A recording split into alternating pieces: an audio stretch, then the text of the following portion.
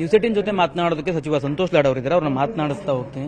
Sir, ಇವತ್ತಿನ ಉಪಚುನಾವಣೆಯ ಫಲಿತಾಂಶ ಮೂರೂ ಕ್ಷೇತ್ರಗಳಲ್ಲೂ ಕೂಡ ಕಾಂಗ್ರೆಸ್ಗೆ ಪರವಾಗಿ ಬಂದಿರತಕ್ಕಂಥದ್ದು. ಅಲ್ಲ, ಅದೇ ಮೂರೂ ಚುನಾವಣೆಯಲ್ಲಿ ನಾವು ನಮ್ಮ ಆರಂಭದಿಂದ ನಾವು ಪ್ರೋಗ್ರಾಮ್ಸ್ ಬಗ್ಗೆನೇ ಮಾತನಾಡಿದ್ದೀವಿ. ಒಂದು ಪ್ರೋಗ್ರಾಮ್ಸು ಕಾಂಗ್ರೆಸ್ ಪಕ್ಷದ ಕಾರ್ಯಕ್ರಮ, ಅದು ಜನರು ಖಂಡಿತವಾಗೂ ಕೈ ಹಿಡಿದಿದ್ದಾರೆ. ಸನ್ಮಾನ್ಯ ಮುಖ್ಯಮಂತ್ರಿ ಅವರು ವಿಶೇಷವಾಗಿ ಮಾಡಿರ್ತಕ್ಕಂಥ ಕಾರ್ಯಕ್ರಮಗಳು, ಕಾಂಗ್ರೆಸ್ ಪಕ್ಷ ಕೊಟ್ಟಿರ್ತಕ್ಕಂಥ ಕಾರ್ಯಕ್ರಮಗಳು ಜನ ಕೈ ಹಿಡಿದಾರೆ ಅಂತ ಈ ಸಂದರ್ಭ ಕೇಳಿಕೆ ಬಯಸ್ತೇನೆ. ಆದರೆ ವಿಪಕ್ಷಗಳು ಆರೋಪ ಮಾಡ್ತಾ ಇರತಕ್ಕಂಥದ್ದು ಅಧಿಕಾರ ದುರುಪಯೋಗ ಮಾಡ್ಕೊಂಡಿದ್ದಾರೆ, ಹಣ ಬಲವನ್ನು ಇಲ್ಲಿ ಪ್ರಯೋಗ ಮಾಡಿದ್ದಾರೆ ಅನ್ನೋದನ್ನು ಬೊಮ್ಮಾಯಿ ಅವರು ಕೂಡ ಹೇಳಿದ್ದಾರೆ. ಅವರು ಈಗ ಅವ್ರ ಕ್ಲೇಮನ್ನ ನಾವು ಈಗ ಅದ್ರ ಬಗ್ಗೆ ನಾವು ಅವ್ರು ಜಸ್ಟಿಫೈ ಮಾಡೋಕ್ಕಾಗಲ್ಲ. ಸೊ ಸೋತ್ ಮೇಲೆ ಇವೆಲ್ಲ ಸಹಜವಾಗಿರ್ತದೆ. ಸೊ ಗೆದ್ದರೆ ಅದು ಹೇಳೋದಿಲ್ಲ. ಇದು ಟಿಪಿಕಲ್ ಪೊಲಿಟಿಕಲ್ ಕ್ವಶನಿಂಗ್ ಆನ್ಸರಿಂಗ್ ಇರುತ್ತೆ. ಸೊ ಬಟ್ ಅದು ಮೀರಿ ನೋಡಿ, ಯಾಕಂತಂದ್ರೆ ನಾವು ಗೆದ್ದಿರತಕ್ಕಂಥ ಕ್ಯಾಂಡಿಡೇಟ್ಗಳು ಯಾರಿದ್ದಾರೆ ಆಸ್ ಅ ಪಾರ್ಟಿ, ನಾವು ಕಾರ್ಯಕರ್ತರು ಅಲ್ಲಿ ಇಲ್ಲಿ ನಮ್ಮ ಯಾಸಿರ್ ಪಠಾಣ್ ಕಾರ್ಯಕರ್ತರನ್ನ ಕೊಟ್ಟು ಅಲ್ಲಿ ಗೆದ್ದಿದ್ದೀವಿ. ಸೊ ಬೊಮ್ಮಾಯಿ ಸಾಹೇಬರಾಗಿರ್ತಕ್ಕಂಥ ಹಿನ್ನೆಲೆ ಇದೆ, ಅವ್ರ ಫಾದರಿಂದ ಅವ್ರ ತಕ್ಕ ಹಿನ್ನೆಲೆ ಇದೆ. ಸೋತಿರ್ತಾರೆ, ಸೋಲು ಪರ್ಮನೆಂಟ್ ಇರಲ್ಲ, ಗೆಲುವು ಪರ್ಮನೆಂಟ್ ಇರಲ್ಲ. ಸೊ ಈ ರೀತಿ ಅವ್ರು ಆರೋಪ ಮಾಡಿದ್ರೆ ನಾವು ಅದಕ್ಕೇನು ಉತ್ತರ ಕೊಡಕ್ಕೆ ಬರೋದಿಲ್ಲ. ಬಟ್ ಇವತ್ತು ಗೆಲುವು ಇರತಕ್ಕಂಥದ್ದು ಪ್ರಜಾಪ್ರಭುತ್ವ, ಬಡವರು ಪಾರ್ಟಿಗೆ ಬಡವರು ಓಟ್ ಹಾಕಿದ್ದಾರೆ ಅಂತ ಈ ಸಂದರ್ಭ ಕೇಳಿಕೆ ಸಭೆ. ಸಂಡೂರು ಕ್ಷೇತ್ರಕ್ಕೆ ಬಂದ್ರೆ ತಾವೇ ಖುದ್ದಾಗಿ ಅಲ್ಲಿ ಉಸ್ತುವಾರಿ ವಹಿಸಿದ್ರಿ, ಗೆಲುವಾಗಿದೆ ಅಂದ್ರೆ ಯಾವ ರೀತಿಯಾಗಿ ನೀವು ಚುನಾವಣಾ ತಂತ್ರಗಾರಿಕೆಯನ್ನು ಮಾಡಿದ್ರಿ, ಹೇಗೆ ಅಂತ? ಏನ್ ತಂತ್ರಗಾರಿಕೆ ಮಾಡೋದು ಕೂಡ ಲಾಸ್ಟಿಗೆ ಜನನೇ ಓಟ್ ಹಾಕಬೇಕು. ನಾವೇನು ತಂತ್ರಗಾರಿಕೆ ಮಾಡಲಿಲ್ಲ.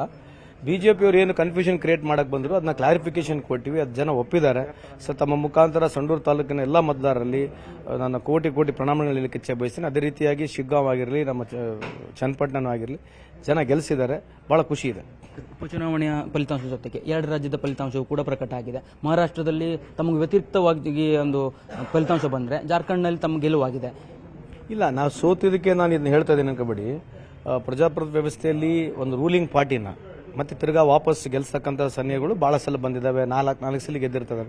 ಬಟ್ ಮೊನ್ನೆ ತಾನೇ ಪಾರ್ಲಿಮೆಂಟ್ನಲ್ಲಿ 6 ತಿಂಗಳ ಹಿಂದಗಡೆ ನರೇಂದ್ರ ಮೋದಿ ಸಾಹೇಬ್ರನ್ನ ರಿಜೆಕ್ಟ್ ಮಾಡಿರ್ತಕ್ಕಂಥವ್ರು ಈಗ 6 ತಿಂಗಳ ಮಧ್ಯದಲ್ಲಿ ಯಾಕೆ ಹಂಗೆ ಗೆಲ್ಲಿಸಿದ್ರು ಅಂತಕ್ಕಂಥದ್ದು ಒಂದು ರಿಸರ್ಚ್ ಕೂಡ ಆಗಬೇಕು. I am not trying to blame. ಏನು ಈಕ್ವಲ್ ಲೆವೆಲ್ ಫೀಲ್ಡ್ ಇರಲಿಲ್ವಾ, ಏನು ಕನ್ಫ್ಯೂಷನ್ ಜಾಸ್ತಿ ಕ್ರಿಯೇಟ್ ಮಾಡಿದ್ರ, ಏನು 6 ತಿಂಗಳಿಗೆ ಏನು ಪರ್ಫಾರ್ಮೆನ್ಸ್ ಮಾಡಿದ್ರ, ಏನು ಕೋಟ್ ಹಾಕಿದಾರೆ ಅಂತಕ್ಕಂಥ ಒಂದು ಸ್ಟಡಿ ಆಗಬೇಕು. ಬಟ್ ಓವರ್ ಆಲ್ ಜನರು ಏನು ಅವರು ಮ್ಯಾಂಡೇಟ್ ಕೊಟ್ಟಿರ್ತಾರೆ ಅದು ಗೌರವಿಸ್ತೀವಿ. ಆದರೆ ಟೀಕೆ ಮಾಡ್ತಕ್ಕಂಥದ್ದು ಅದಕ್ಕಾಗಿ ಟೀಕೆ ಮಾಡ್ತಲ್ಲ, ಒಂದು ಏನು ರೀಸನ್ ಅನ್ನೋದು ಕೂಡ ನನಗೆ ಅರ್ಥ ಆಗಿಲ್ಲ. ಯಾಕಂದ್ರೆ ಇನ್ನ ಬರಲಿ ರಿಸಲ್ಟು. ಯಾಕಂದ್ರೆ ವೋಟ್ ಶೇರ್ ಡೆಫಿನೆಟ್ಲಿ ಜಾಸ್ತಿ ಆಗಿರಬೇಕು. ಒಂದು ರೂಲಿಂಗ್ ಪಾರ್ಟಿಗೆ ವೋಟ್ ಶೇರ್ ಜಾಸ್ತಿ ಆಗಬೇಕಂದ್ರೆ ಏನು ಎಕ್ಸ್ಕ್ಲೀಡಿಂಗ್ಲಿ ಏನೋ ಬಹಳ ಆಗ್ಲಾರ್ದಂತೆ ಅನುಕೂಲ ಆಗಿರೋದ್ರೆ ಮಾತ್ರ ಜನ ವೋಟ್ ಹಾಕ್ತಾರೆ. ಬಟ್ ಆ ಥರದ್ದೇನು ನನಗೇನು ಮೇಲ್ನೋಟದಲ್ಲ ಕಂಡಿಲ್ಲ.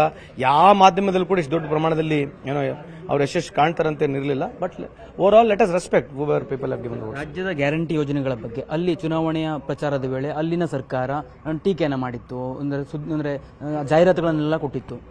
ಅದೇ ರೀ ಬಿಜೆಪಿಯವರು ಏನು ಮಾಡೋದು ನಡೀತೈತೆ ರೀ.